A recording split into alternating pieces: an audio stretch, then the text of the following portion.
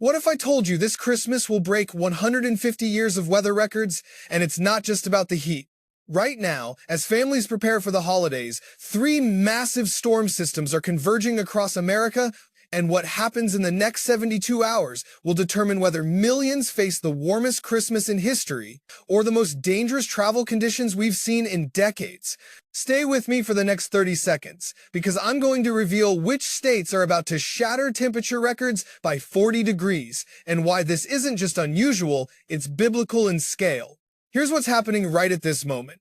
A catastrophic pattern is unfolding across the continental United States. We're looking at 50 different locations about to break Christmas morning records. Kansas City, Oklahoma City, Dallas, Los Angeles, Chicago, the list goes on. These aren't just warm temperatures. We're talking about readings that will make this Christmas Day feel like late spring. But here's the twist nobody's talking about. While half the country basks in record warmth, a dangerous ice storm is brewing in the shadows, ready to strike the Midwest and Northeast with a vengeance. Freezing rain, heavy snow, and blizzard conditions, all converging during the busiest travel week of the year. You might be wondering, how is this even possible? How can we have 80-degree temperatures in Texas while ice storms threaten Michigan and Pennsylvania? The answer lies in a phenomenon meteorologists call a heat dome, and what it's about to do defies everything we thought we knew about December weather. Right now, temperatures are soaring 40 degrees above average across nearly the entire nation. From the Pacific to the Atlantic, from the Canadian border down to the Gulf Coast, this heat wave has its grip on America. There's barely any snow on the ground anywhere, except for scattered patches in the Rockies and upper Midwest. Think about that for a moment. We're 3 days from Christmas, and children in Oklahoma might be wearing shorts while opening presents. Meanwhile, families in New York are bracing for what could be the most treacherous ice storm in recent memory. Let me give you some numbers that will shock you. Los Angeles could reach the mid-70s on Christmas Day. That's 75 degrees. Oklahoma City and Dallas, we're forecasting low 90s. That's 90 degrees. In December, St. Louis might hit 70 degrees, shattering a record that stood since the 1880s. But here's what you need to understand, and this is critical. This warmth isn't just breaking records by a degree or two. We're talking about obliterating century-old benchmarks by 15, 20, even 30 degrees in some locations. Now, I promised you valuable information at the 5-minute mark, and here it is. 3 distinct storm systems are about to impact the United States simultaneously, and I'm going to break down exactly what each one means for you and your family. Storm number 1, the West Coast Deluge. Right now, California is facing what meteorologists are calling a high-risk scenario for catastrophic flash flooding. We're not talking about regular rain here. The Palisades burn scar area, where wildfires devastated the landscape earlier this year, could see 10 to 15 inches of rainfall in just 48 to 60 hours. Imagine 15 inches of rain falling on bare, scorched earth. The runoff will be immediate and dangerous. Debris flows, flash floods, mudslides, all of this is on the table. If you're in the Los Angeles area or anywhere near the recent burn scars, you need to have an evacuation plan ready. This is not a drill. The Sierra Nevada mountains? We're forecasting over 100 inches of snow. That's more than 8 feet of snow in some locations. Travel through mountain passes will be impossible. If you're planning to drive through California during Christmas, you need to seriously reconsider your route. Storm number 2, and this is where things get really interesting. An Alberta Clipper is about to drop down from Canada, and it's bringing a dangerous mix of winter weather to the Midwest and Great Lakes. This system is forming right now, squeezed between a low-pressure system and a high-pressure dome. Here's what makes this storm so treacherous. It's not just snow, it's not just rain. It's a deadly combination of freezing rain, sleet, and ice accumulation that will make roads impassable and could leave hundreds of thousands without power. Wisconsin, Michigan, Northern Illinois, you're in the bullseye. We're forecasting ice accumulation of 1/10 to 1/4 of an inch across widespread areas. That might not sound like much, but let me explain what that means in practical terms.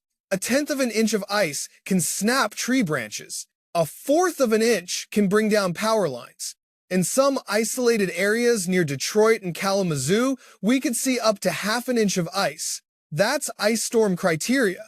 That's the kind of ice that transforms your neighborhood into a frozen danger zone. And here's the question you should be asking yourself right now. When was the last time you checked your emergency supplies? Because if this ice storm hits as hard as models are suggesting, you might be without power for days during Christmas week. Storm number 3 targets the Northeast. Pennsylvania, New York, New Jersey, Maryland, you're not getting off easy either. A powerful winter storm will sweep through on Friday, delivering heavy snow, freezing rain, and sleet across major metropolitan areas. New York City could see significant snowfall. We're talking 3 to 6 inches widespread, with isolated areas potentially reaching 10 to 12 inches. Long Island, northern New Jersey. These areas are in the direct path, but here's the complicating factor. The exact track of this storm will determine who gets snow and who gets ice. Right now, models are showing the rain-snow line setting up right across the I-95 corridor. That means Philadelphia, Baltimore, Washington, D.C., you can see mostly freezing rain and sleet instead of snow. Now, let me paint you a picture of what Christmas morning will look like across America. In the South and Midwest, families will wake up to temperatures in the 50s and 60s. Yes, you heard that right. Christmas morning lows in the 50s and 60s across the Ohio Valley, the Southern Plains, the Southeast. Most areas will experience their warmest Christmas morning on record, records that date back to 1880 in some cities. This is unprecedented territory we're entering. By Christmas afternoon, when families gather for dinner, temperatures will soar even higher. The mid to upper 80s, possibly low 90s in parts of Texas and Oklahoma. Kansas City will be near 69 degrees. Atlanta will feel like early April. Meanwhile, a few hundred miles north, the story is completely different. Snow will be falling across northern New England. White Christmas dreams will come true for Maine, New Hampshire, and Vermont, with 3 to 6 inches of accumulation. But here's what happens after Christmas, and this is where the forecast takes another dramatic turn. That Arctic air I mentioned earlier, it's real, and it's coming with a vengeance. Around New Year's Eve, December 31st, a massive blast of Arctic air will plunge southward from Canada. This isn't just cold air, this is the kind of bone-chilling cold that can cause pipes to freeze and frostbite to occur in minutes. The coldest air of the season so far will sweep down the East Coast, from Maine all the way to Florida. Yes, Florida. We're forecasting temperatures below freezing as far south as Jacksonville and Tallahassee. This could be the coldest New Year's Day in years for the Southeast. Now, I want you to think about something for a moment. We're witnessing weather patterns that our grandparents never saw. Christmas temperatures approaching 90 degrees, followed by an Arctic plunge just days later. Temperature swings of 50 to 60 degrees in less than a week. Some might call this unusual. Others might say it's just weather. But when you look at the data, when you see records being shattered by 20 and 30 degrees, you have to ask yourself, what's really happening here? Here's something that should give us all pause. The Bible speaks of signs and seasons, times appointed by divine providence. Whether you believe this is climate change, natural variability, or something more profound, we can't ignore that we're living through historic weather events. Throughout Scripture, extreme weather often preceded significant changes. Noah's flood, the plagues of Egypt, the drought during Elijah's time. I'm not saying this is prophetic, but I am saying we should pay attention when nature speaks to us in such dramatic terms. Let's talk about what this means practically for your holiday plans. If you're traveling by car during Christmas week, you need to be prepared for rapidly changing conditions. That trip from Chicago to Detroit, it could take twice as long if freezing rain sets in. Flying, airport delays are almost guaranteed, especially in the Northeast and Midwest. Ice on runways, reduced visibility, high winds following the cold front. All of these factors will cause major disruptions to air travel. Here's my advice, and I want you to listen carefully. Check your route every 6 hours. Weather conditions will change rapidly. What looks clear in the morning could be treacherous by afternoon. Download weather apps that provide real-time radar and road conditions. Pack emergency supplies in your vehicle: blankets, flashlights, non-perishable food, water, Phone chargers. If you get stranded in an ice storm, these items could save your life. For those staying home, stock up on essentials now. Grocery stores will be mobbed, and if power outages occur, you want to have supplies on hand. Batteries, candles, canned goods, bottled water, these are essentials. But here's something interesting that the models are showing us. After the Christmas storm systems move through, we enter a period of uncertainty. The long-range forecast for the week after Christmas is still coming into focus. Current data suggests that powerful storm system moving across Canada around Saturday and Sunday could bring additional snow to the upper Midwest. If this system tracks just 100 miles further south, we'd be looking at another major winter storm. Right now, it appears it will stay in Canada, but that could change. The uncertainty reminds us of something important. Despite all our technology, all our computer models and satellite data, nature still holds surprises. The atmosphere is infinitely complex, and sometimes it humbles even the most experienced meteorologists. Let me circle back to those ice accumulation forecasts, because this is where things could get really serious. Ice storms are among the most destructive weather events we can experience. They're beautiful to look at, but deadly in their impact. When freezing rain falls, it creates a glaze on everything it touches. Trees become encased in ice, power lines sag under the weight. Roads become skating rinks, and it happens so gradually that people often underestimate the danger until it's too late. For the areas in the ice storm warning zones, Wisconsin, Michigan, Pennsylvania, Maryland, you need to prepare for the possibility of extended power outages. Utility crews will work around the clock, but when ice brings down hundreds of power lines simultaneously, restoration takes time. Think about elderly neighbors who might need help. Check on them before the storm hits. Make sure they have heat sources that don't rely on electricity. In rural areas where power restoration can take even longer, community support becomes critical. Here's a number that should concern everyone. Over 1/4 of an inch of ice is possible in some locations. That's enough to bring down large tree limbs and cause widespread power failures. If we reach 1/2 inch, which is possible in isolated areas, we're talking about catastrophic damage to infrastructure. Now, let's talk about the rain in California one more time, because this situation is evolving by the hour. The Palisades burn scar is particularly vulnerable. When wildfire strips vegetation from hillsides, the soil loses its ability to absorb water. 15 inches of rain on normal ground? That's manageable, though still significant. 15 inches on a burn scar? That's a recipe for disaster. The water will sheet off those hillsides, carrying debris, mud, and rocks with it. If you live downstream from any of these burn areas, you need to understand your flood risk. Know your evacuation routes. Have a go bag ready. Monitor local emergency services on social media. When they tell you to evacuate, don't wait. Don't think you can ride it out. Every year, people die in flash floods because they underestimate how quickly water can rise. A wall of water and debris can travel at 20 miles per hour down a canyon. You can't outrun it.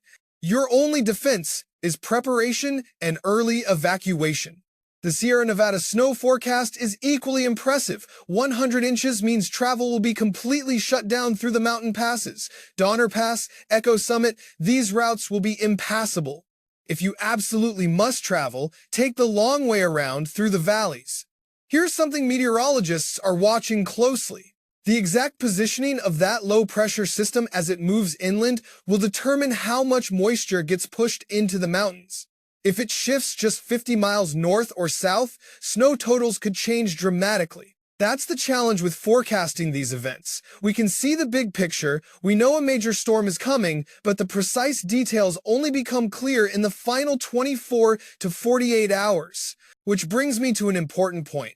This forecast will continue to evolve. The information I'm giving you right now is based on the latest model runs, but those models will be updated every 6 hours. New data will refine the forecast, shift the predicted storm tracks, adjust the snow and ice amounts. That's why it's so important to stay informed. Don't just check the weather once and assume that's how it will unfold. These are dynamic, rapidly evolving situations. Check updates frequently, especially if you have travel plans. Let me tell you about what happens after the immediate storm threats pass. That Arctic blast arriving around New Year's is going to be significant. We're talking about some of the coldest temperatures of the winter season so far. The northern plains and Midwest will see the cold first. Then it will spread eastward, eventually reaching the entire East Coast. This isn't just a brief cold snap. This could be sustained cold lasting several days into the new year. What makes this particularly challenging is that it's coming right after a period of record warmth. Our bodies, our homes, our infrastructure, everything will be adjusted to mild temperatures. Then suddenly we're plunged into deep freeze conditions. Pipes that might normally be fine could freeze and burst. Cars that haven't seen extreme cold all winter might not start. Heating systems that have been coasting along on mild temperatures will suddenly be working overtime. Here's a practical tip. If you have outdoor faucets or pipes in unheated areas, protect them now. A little preparation before the cold hits can save you thousands in damage. Let faucets drip during the coldest nights. Open cabinet doors to let warm air circulate around pipes. The pattern we're seeing, extreme warmth followed by extreme cold, is actually more stressful on infrastructure than consistent temperatures. That expansion and contraction, that rapid change, that's what causes problems. Now, I want to address something that might be on your mind. You might be wondering, is this normal? Are we supposed to see temperature swings like this?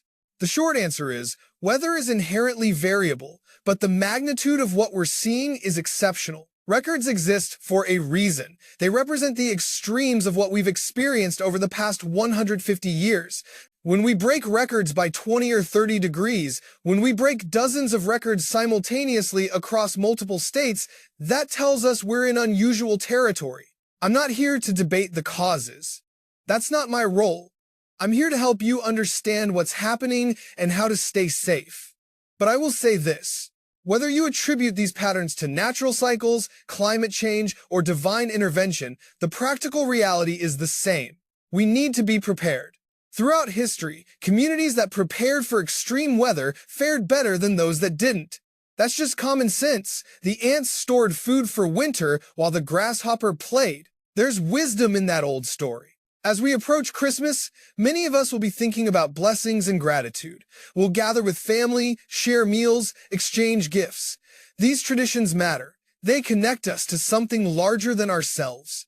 But let's also remember to be grateful for the ability to prepare, for the warning systems that give us advance notice, for the technology that lets meteorologists track these storms days in advance. Our ancestors didn't have these tools.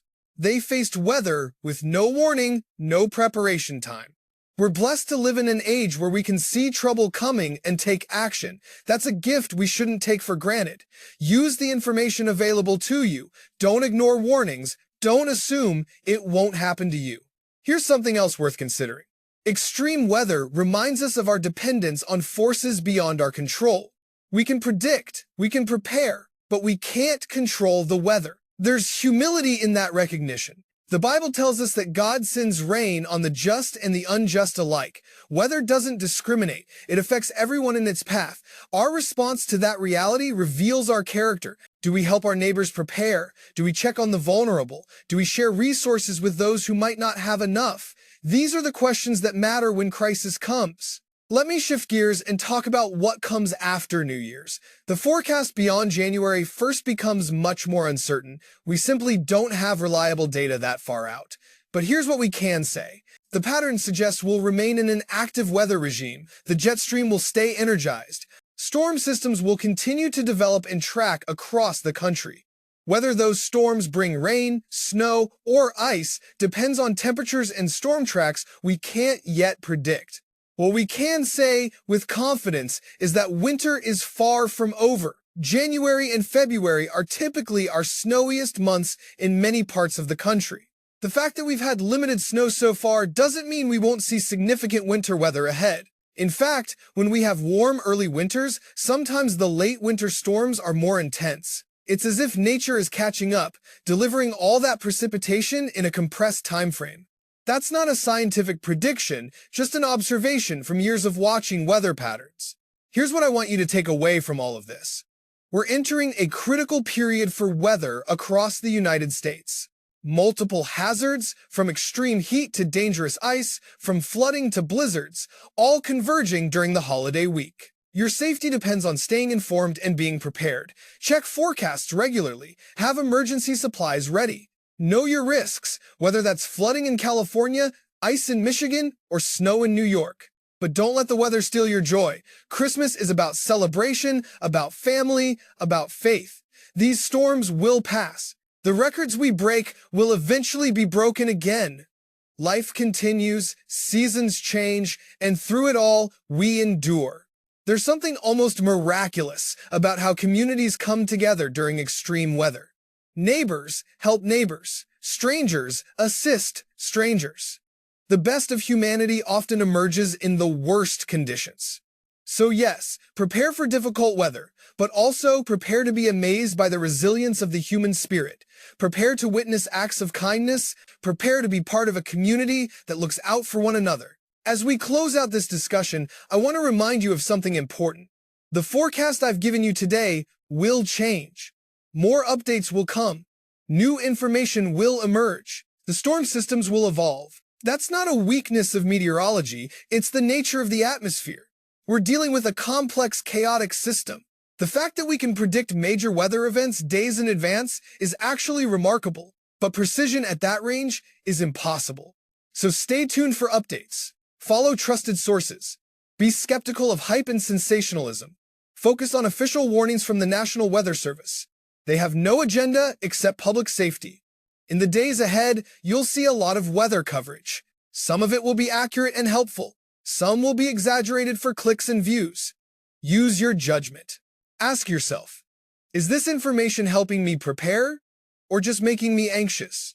There's a difference between being informed and being overwhelmed. Find that balance. Know what you need to know, but don't obsess over every model run and every slight shift in the forecast. Here's my final thought as we approach Christmas. Weather is powerful, but it's not all-powerful. We've built societies that can withstand incredible storms. We have infrastructure, technology, knowledge, and most importantly, we have each other.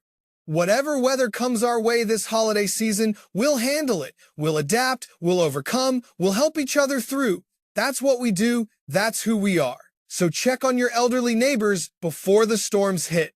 Make sure your family has emergency supplies. Charge your devices. Fill your gas tanks. Stock your pantries. These are simple steps that make all the difference. And then, when you've done all you can to prepare, let it go. Enjoy Christmas. Celebrate with your loved ones. Don't let weather forecasts rob you of joy. The storms will come and go, but memories with family last forever. There's wisdom in the serenity prayer.